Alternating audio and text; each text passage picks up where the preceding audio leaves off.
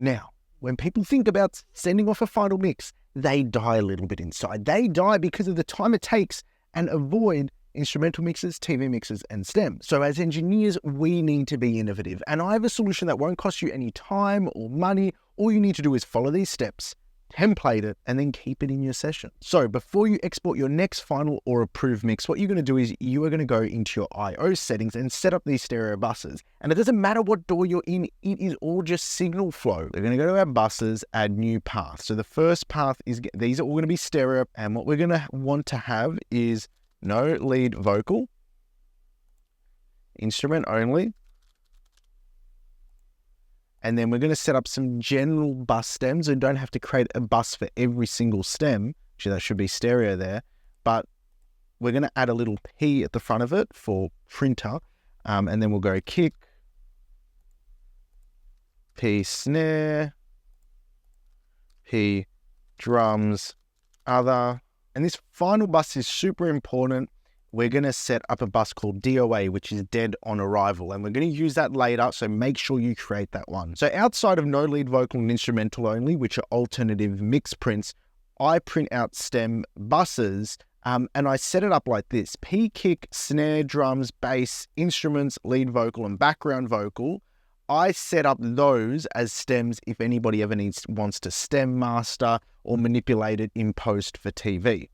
Then I have additional stems like the toms, the high perk effects, the synth, the guitar, the orchestra. I have those as specific sets of stem buses, which are all part of that instrumental one if people want to do remixes creatively. So those are the stems we need to set up. So we're going to hit create. Then we need to add these sends to the corresponding channels. So if we highlight all the channels except the vocals, and then in Pro Tools, the shortcut is Option Shift, we can add that send. If we go to our send here at the bottom, our send, come on, you're slowing down, instrument only. So that will send out only the instruments altogether. The next one is we're going to include the background vocals here and not the lead vocals because we want to create a TV mix or a no lead vocal mix. Same Option Shift. We're going to go no lead vocal. And that will apply across there.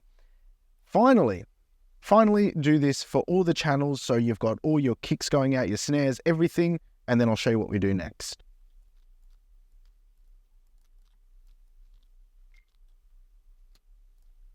Next, we're going to set up all the printing channels and we're going to name them AA_song title _ the type of stem it is. And the reason why we're using this is because AES technical document 1002.5, do I have it right? Where are we? No, I didn't even write it down. I thought I would have written it down for the video. Anyway, this technical document is a technical document I use that stipulates all the file naming and folder naming conventions for deliverables as a professional music practitioner. So that's what I use. Anyway, let me get that up. So we're going to have a master folder, basic folder. That's going to be printers. And then within there, I'm going to go stereo, audio track. We're going to create, how many do we have? We got 1, 2, 3, 4, 5, 6, 7, 8, 9, 10, 11, 12, 13, 14, 15 stereo channels. 15 stereo channels. And the name is going to start with AA_song title. Beautiful. That's all in there. Then we can rename these. Now we're going to set the inputs for all these channels to the sends we just created. And if we use the shortcut Option Command Shift in Pro Tools and then select this first bus, which is no lead vocal, it should cascade them all out. Perfect, it cascades them all out. And next what we're going to do is we're going to make the output dead on arrival, because what we're going to be doing is once that goes to dead on arrival, beautiful, we're going to safe solo them all. Oops, that's not safe solo. How do we safe solo them all? There we go, safe solo. We're going to input only monitor them and enable record. Now this is all set up. We can record enable and take a look at this magic. It takes 3 minutes and I have all these stems and assets ready for my client.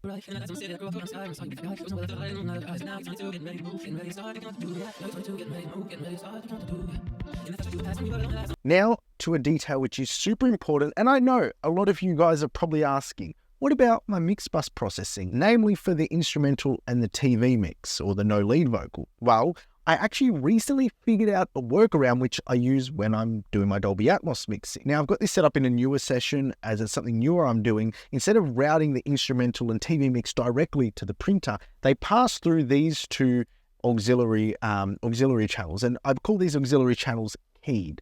And basically, they sit alongside your main mix bus and have the same mix bus plugins on them. And you probably think that's crazy. I don't want to change 3 sets of the same plugin. But the beauty of this in Pro Tools, at least, I hope you can do it in other DAWs. If you hit group, you can add attributes and allow them to follow the globals. And then you sidechain the mix into the compressors of the other ones so they have the same compression and dynamic characteristics. We want the insert A, B, C, D, just put all the inserts that all the controls operate the same, all right? These operate the same. So basically, whenever we change a plugin on any of these inserts, it's gonna change, okay? So we're gonna go okay, and then what we do is I can open up Pro Q3 for the first one, this compressor here for there, and maximizer. And then we'll open it on the instrumental only bus, that the compressor, actually this one here, this compressor here, should have, where are we? Mix. Should be keyed by the mix, so it gets the same compression as the mix there. And then we have the maximizer here. And what we do is, as long as groups are enabled, look at this. What's going on there? The EQs match up. And what's going on here, if we go to the compressor, all the parameters here will link up, and same with your limiter. So you can just be changing the mix bus settings on your main mix bus, and as long as you have the sidechain input from the mix on the no lead vocal and the instrumental one, you're gonna be pretty Gucci. Now, if this is all too much for you and you can't be stuffed setting this up, I have a get out of jail card. This video keeps on giving, but this is a bit self-serving. It's actually $9.50, and it's my actual Pro Tools mixing template. There's a link in the description, and all of this stuff is set up in there, all the printers, all the parallel channels, everything there for you to enjoy. So how's that? You can either watch this video and spend 10 minutes and figure it out, which I actually encourage you to do, because that way you'll have more flexibility trying to manipulate and fuck around with it. But if you're just like, hey Nick, thanks for the video, but I'm too lazy, well then you know where to find it. Until next time, take care.